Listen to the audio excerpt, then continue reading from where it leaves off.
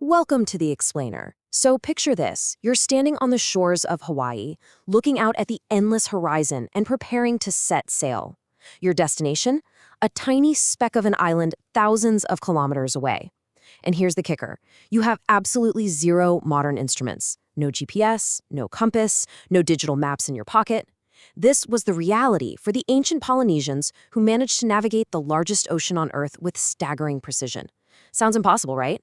Well, let's dive in and discover exactly how they pulled off this incredible feat. Okay, let's dive into this and map out exactly how we're going to break this complex skill down step by step. We'll start with the vast Pacific challenge, move on to building the wā then we'll get into reading the open sky, deciphering nature's navigational clues, and finally, proving the ancient techniques. Starting off with Section 1, the vast Pacific challenge. Before we look at the specific techniques they used, we really need to appreciate the awe-inspiring difficulty of their objective. It's basically trying to find a needle in a haystack, except the haystack is made of water and it's constantly moving. 160 million. When these early voyagers set out, their target usually sat smack in the middle of a Pacific Ocean that covers an absolutely unfathomable 160 million square kilometers. It's a vastness that the human mind honestly struggles to even comprehend. And to put that into perspective, this brilliantly illustrates the scale we're dealing with here. The Pacific Ocean isn't just big, it's actually greater in size than all the land masses on Earth put together. You could take every continent, every mountain range, every desert, squish them all together, and the Pacific is still bigger. That was their playing field. Let's see how this builds chronologically. Way back around 1500 BC, people began departing from Southeast Asia. Over the centuries, they successfully settled an area of 40 million square kilometers, likely to avoid overpopulation or war. Then, around 1300 AD, these massive, frequent voyages kind of slowed down as their societies laid roots in specific locations. But the legacy of that exploration never died out, leading all the way up to a pivotal 2017 voyage we'll talk about a bit later. Which brings us to Section 2, building the wā. Because crossing an expanse greater than all the continents combined didn't just require a brave navigator, it required the perfect vessel and a deeply connected society. Their successful journeys depended heavily on an absolute engineering marvel, the wā. These were incredibly sturdy, double-hulled canoes. Obviously no engines here. They were powerfully driven by sails catching the trade winds, and they were expertly steered with just a single massive oar. That double-hull design provided crucial stability in those rough, open ocean waters. But here's the coolest part. Building one of these wasn't just a job for a few carpenters. It was a massive community effort. It literally brought together everyone. You had the expert navigators and the technical builders, sure, but you also had priests offering blessings alongside chanters and hula dancers whose cultural practices embedded the spiritual significance of the journey right into the wood of the vessel. The boat was essentially a floating representation of their entire community. Moving right along to Section 3, reading the open sky. Once they built this incredible canoe and got out on the water, how did they not instantly get lost? Well, they had to master the massive macro environment of the open water, relying on complex celestial and oceanic patterns. Now, what's really interesting here is how navigators utilized literally every single hour of the day. By day, they relied on feeling the physical rocking motion of the canoe from trade wind swells, which usually roll northeast or southeast.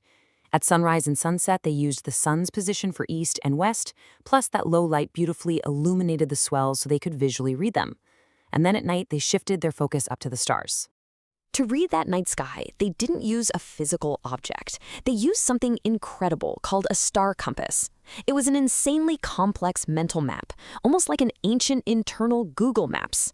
Navigators divided the entire night sky into 4 quadrants, and then subdivided those into 32 houses, always picturing their canoe right in the middle of it all. So the crucial point is that they spent years memorizing the exact rising and setting points of constellations throughout the year. If they saw the star Piailuk rising directly from the ocean, they knew instantly, without a single doubt, that they were facing northeast. It was a flawless natural GPS system locked entirely inside their mind.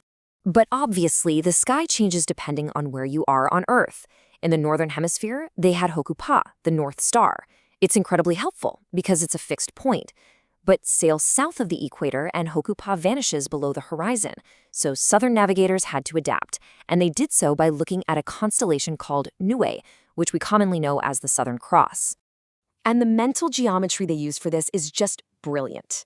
To find true south using Nuetu, you first draw an imaginary line through the two main stars of the constellation.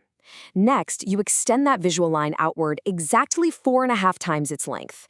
Finally, from that end point in the sky, you draw a line straight down to the horizon. Where that line hits the water, boom, that's true south. Just imagine doing that kind of math while bobbing on the open ocean in the dead of night. All right, Section 4, Nature's Navigational Clues. Surviving the deep ocean is one thing, but actually pinpointing a tiny island requires a huge shift in strategy. As they finally closed in on their destinations, they stopped looking at the massive macro environment and started focusing on micro clues closer to Earth. The environmental micro clues they read are nothing short of astonishing. They could spot an island before it even came over the horizon. How? By looking up at the clouds. The vibrant lagoons of Pacific atolls literally reflect their colors onto the underside of certain clouds. High cloud masses warned of mountainous islands ahead. They also read floating debris, vegetation, or even spotted specific types of reef fish acting as underwater signposts. They also had this incredibly deep connection to local wildlife, especially the Manuoku bird. It has a very specific, known flight range of about 190 kilometers from land. If a navigator spotted one, they instantly knew they were within a 190-kilometer radius of land. Better yet, at the end of the day, they could just follow the bird as it flew back home to shore. Nature was quite literally pointing the way. Which brings us to our final part, Section 5, Proving the Ancient Techniques. Now, you might be listening to this and wondering, okay, this all sounds magical, but how do we know for absolutely sure that these techniques were actually used and that they really worked? Well, our knowledge comes from a really fascinating blend of sources. We see physical evidence etched into ancient petroglyphs. We have written observations from European explorers who are completely baffled by the point-blank accuracy of the Polynesian sailors they met. We also have generations of strict Polynesian oral traditions. But the most undeniable proof? Real-world modern testing.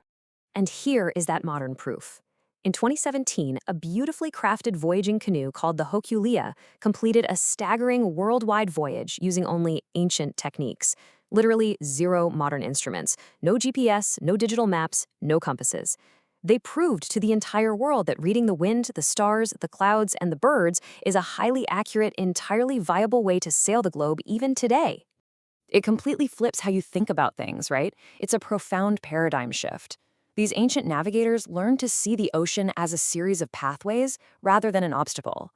Through their close study and absolute kinship with the natural world, an unfathomably vast ocean wasn't a barrier keeping them trapped. It was a vibrant, living network of roads. So I want to leave you with this final thought in question. If a deep understanding and reading of nature can turn 160 million square kilometers of deadly open ocean into a reliable pathway, what modern obstacles in your own life or in our society are actually just unread paths waiting for a new perspective? Thank you so much for joining me on this explainer. Keep questioning the barriers around you, and I'll catch you in the next one.